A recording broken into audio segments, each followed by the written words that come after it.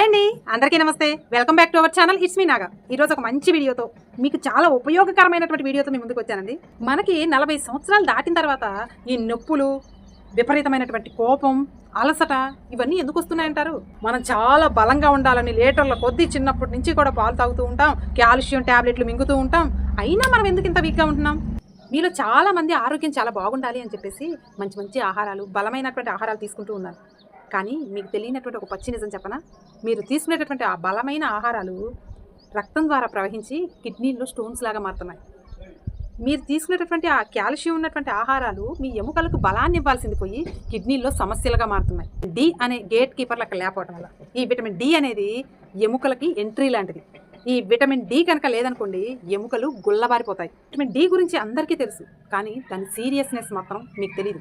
40 దాటిన తర్వాత ఆడవాళ్ళలో మగవాళ్ళలో అయినా సరేనండి, ఎముకల్లో సాంద్రత, బలం అనేది తగ్గిపోతూ ఉంటుంది. మీరు బాగా గమనించారో లేదో, ఈ వయసులోనే చిన్న దెబ్బ తగిలిన ఫ్రాక్చర్లు అయిపోవటం, మోకాలు నిప్పులు రావటం ఇలాంటివి స్టార్ట్ అవుతూ ఉంటాయి కదా.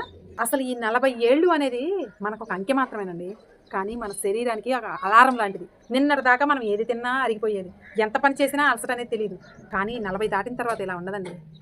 నిద్ర సరిగా ఉండదు, ఏ చిన్న పని చేసినా కానీ ఒళ్ళు నొప్పులు, అకారణంగా కోపం, చిరాకులు. అసలు ఏం జరుగుతుంది? మన బాడీ రిపేర్ మూడ్లోకి వెళ్ళిపోతుందా, లేక మనం ముసలివాళ్ళు అయిపోతున్నామా? అసలు నిజం ఏంటో తెలుసా? మన బాడీ మనల్ని పదే పదే అడుగుతూ ఉంటుందండి, నాకు అందాల్సినటువంటి ఇంధనం ఏది అని. అసలు సైన్స్ ప్రకారం 40 దాటిన తర్వాత ఈ 3 విటమిన్లే మన లైఫ్ని మలుపు తిప్పగలం. 3 లేకపోతే మీరు తొందరగా ముసలివాళ్ళు అయిపోతారండి. అవి కనుక ఉంటే మీరు 60లో కూడా 20 అంత యాక్టివ్గా, హుషారుగా ఉంటారండి. ఒక్కసారి మీరు ప్రాక్టికల్గా ఆలోచించండి. మన ఇంట్లో ఉండే వస్తువులకే 10 ఏళ్ల తర్వాత సర్వీసింగ్ అవసరమే, అలాంటిది 24 గంటలు పనిచేసేటటువంటి మన బాడీకి సర్వీసింగ్ అవసరం లేదంటారా?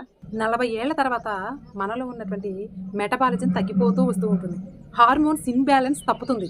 ఈ 40 ఏళ్ల తర్వాత జరిగే మార్పులన్నీ తట్టుకొని నిలబడాలి అంటే మనకి కొన్ని పోషకాలు అవసరం అండి. ఇందులో మొదటిది విటమిన్ డి అండి.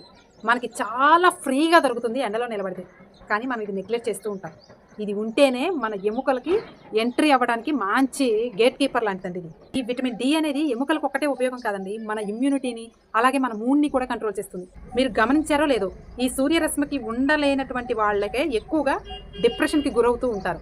ప్రకృతి ఫ్రీగా ప్రసారించేటటువంటి అమృతం అండి అది. కాబట్టి ప్రతిరోజు కూడా 15 నిమిషాల నుంచి 20 నిమిషాల వరకు ఎర్లీ మార్నింగ్ వచ్చే ఎండకి ఎక్స్పోజ్ అవ్వండి. ఒకవేళ మీకు సాధ్యపడదు మీ లైఫ్ స్టైల్ వల్ల అని అనుకుంటే డాక్టర్లను సంప్రదించి కాల్షియం ట్యాబ్లెట్స్ అన్న తీసుకోండి. ఇది మీ ప్రాణాలను కాపాడేటటువంటి ఒక పెట్టుబడి అండి. ఇక నెంబర్ 2 విటమిన్ సి.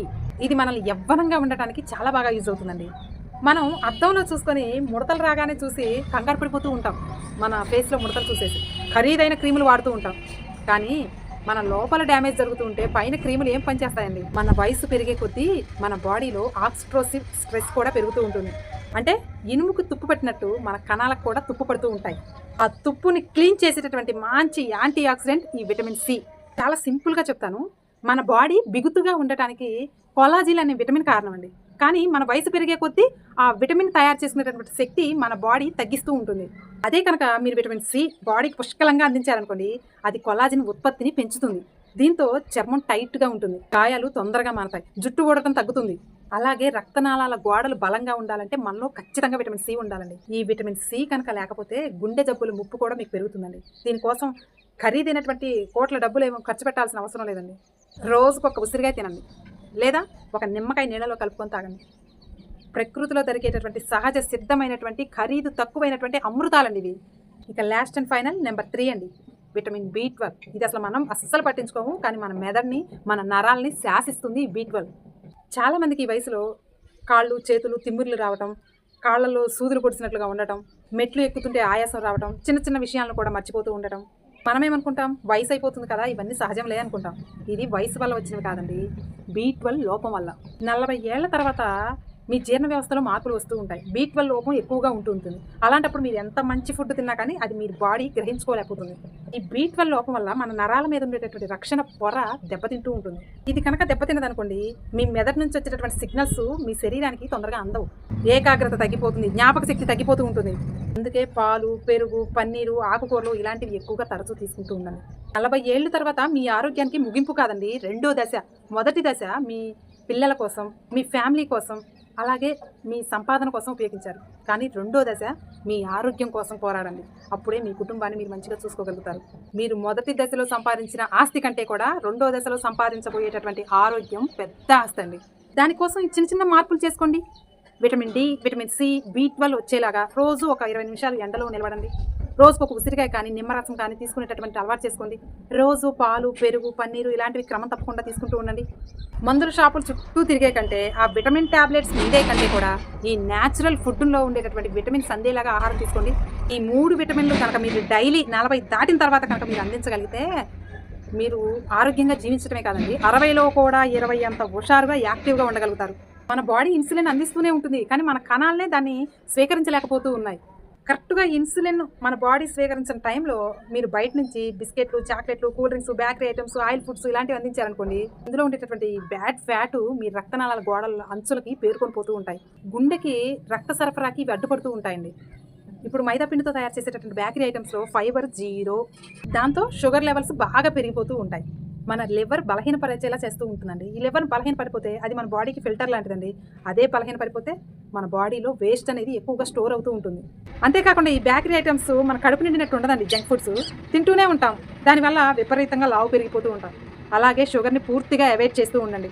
అలాగే మిల్లెట్స్ ఎక్కువగా వాడుతూ ఉండండి. మైదా బదులు గోధుమ పిండి, ఈ బియ్యం బదులు సజ్జలు, జొన్నలు, రాగులు ఇలాంటివి ఎక్కువగా వాడుతూ ఉండండి. అప్పుడే మనం 40 తర్వాత అస్సలు యాక్టివ్ ఇంకా పెరుగుతుందండి మన బాడీలో. మనం ఎందుకు తొందరగా ముసలి వాళ్ళు అవుతాం? మనం సరైన ఆహారం తీసుకోకపోవటం వల్ల. ఆ చిరంజీవి గారు, నాగార్జున గారు వీళ్ళందరూ ఎందుకు యాక్టివ్గా ఉంటున్నారు అనుకుంటున్నారు? డబ్బు ఉండటం వల్ల అనుకుంటున్నారు. మీలో చాలామంది డబ్బు ఉండటం కాదండి, ఆరోగ్యాన్ని కాపాడుకుంటున్నారు. నాగార్జున గారు రీసెంట్ ఇంటర్వ్యూ చూశానండి. మనం 3 పూట్ల ఇంత ఇంత ఇంత తింటూ ఉంటాం, కానీ నాగార్జున గారంట ఉదయం ఇంత తింటారంట, మధ్యాహ్నం ఇంత తింటారంట, నైట్కి ఇంత తింటారంట. అంటే ఫుడ్ తగ్గిస్తూ ఉంటారు, అందులో మంచి ఆరోగ్యకరమైనటువంటి ఫుడ్ తింటూ ఉంటారండి. నిజంగా చెప్పాలంటే ఉన్న వాళ్ళే జాగ్రత్తగా ఆరోగ్యాన్ని తినడానికి ప్రయత్నం చేస్తూ ఉంటారు. లేని వాళ్ళు ఉన్న డబ్బుని బేకరీ ఐటమ్స్ మీద, స్వీట్స్, ఈ బయట దొరికేటటువంటి ఫుడ్ మీద ఇన్వెస్ట్ చేసి మనకు తెలియకుండానే మన ఆరోగ్యాన్ని పాడు చేసుకుంటూ ఉంటున్నామండి. కాబట్టి డబ్బు ఉన్నా లేకపోయినా ముందు మన ఆరోగ్యాన్ని కాపాడుకోవాలి. ఆ విషయాన్ని మాత్రం అస్సలు మర్చిపోకండి. కాబట్టి 40 తర్వాత కూడా మనం యాక్టివ్గా, యంగ్గా, హుషారుగా, 60లో కూడా 20 లాగా ఉండాలి అంటే మన బాడీకి కావాల్సినటువంటి 3 విటమిన్స్ చెప్పాను కదా, ఆ 3 మరి అందిస్తాం అనుకున్న వాళ్ళు కామెంట్ సెక్షన్లో ఇస్తాను, కామెంట్ చేయండి. ఇదండి ఈరోజు వీడియో. మరొక మంచి వీడియోతో మళ్ళీ కలుద్దాం. నేను ఫాలో అయ్యేటటువంటి చిన్న విషయాన్ని మీతో షేర్ చేసుకోవడానికి ఈ వీడియో ద్వారా మీ ముందుకు వచ్చానండి. నచ్చితే ఒక చిన్న లైక్ ఇవ్వండి. మీ అభిప్రాయాన్ని కామెంట్ సెక్షన్లో తెలియజేయండి. Thank you.